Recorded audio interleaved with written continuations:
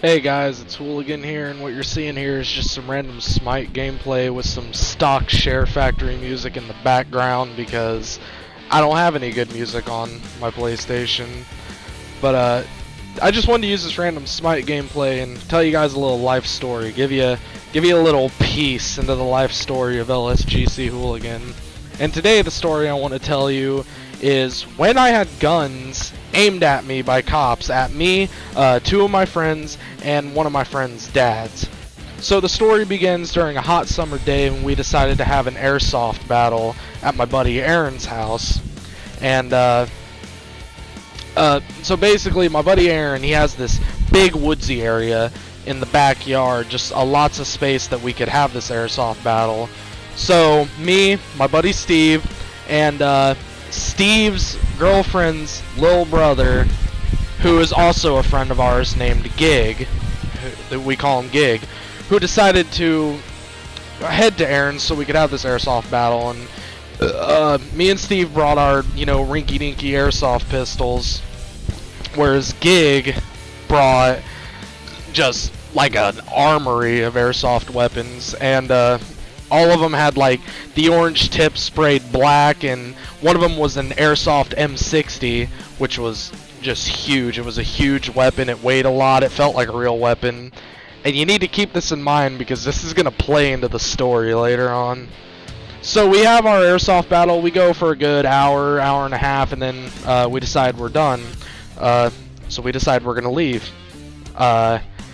Sadly, and I say sadly because this is what sparks the chain of events, is this right here. Steve's dad, who is going to pick us up, can't really get a good pinpoint on the address of our buddy Aaron's house.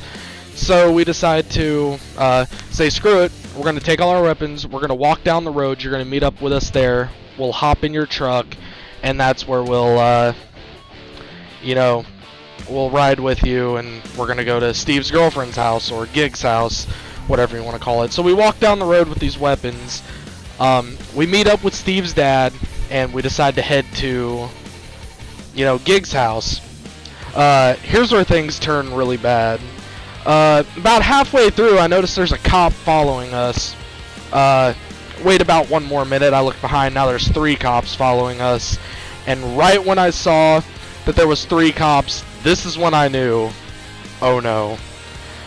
Sure enough, the second we stop at Gigs, boom, the lights flip on, they're all behind us, and I hear on a mic, like an intercom from the cop car basically, stick your hands out the windows of the vehicle, and do not move unless we tell you to.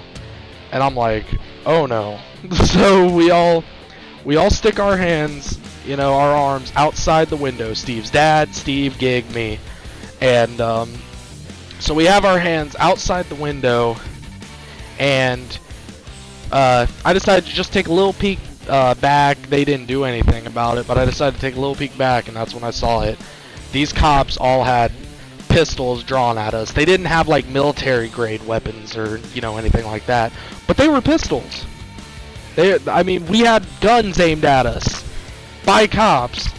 So anyway, so they yell over the intercom, each like one by one, like each individual person that is in the truck, use one hand to open the door, step out, and walk backwards towards the cops with your arms up.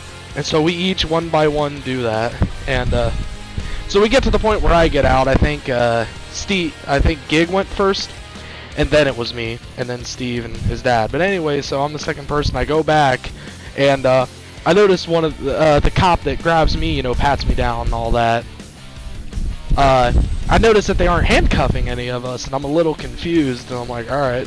So, the cop that, does me, starts, like, chuckling, he's, like, giggling. I'm like, and I just, I brushed it off, but I made sure to let the dude know, hey, those are just airsoft rifles. Please don't do anything. And he just starts giggling. He's like, I know, son, I know. And I'm like, what? And he's like, we know Gig. We know he has an issue with spraying his airsoft weapons. This is just procedure. We have to do this. So I'm like, okay, well then you could be a little more lenient, but whatever. I didn't say that to him, but that's what I was thinking. So anyway, so we all finally, get patted down. They check the weapons. They're able to, check them out. They're able to identify that they're airsoft weapons, and so the whole situation is calmed. Most of the cops are sitting there joking with us.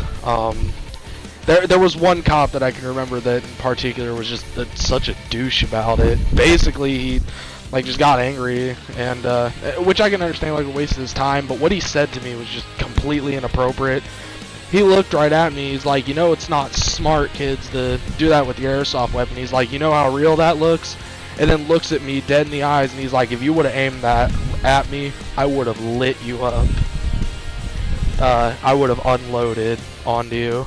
And I'm like, okay, that's really friggin' nice to say to me, buddy. Whatever. So anyway, so the situation's cleared. We get into my buddy's girlfriend's house. We put the weapons back in Gig's room, and we have not went on an airsoft battle since.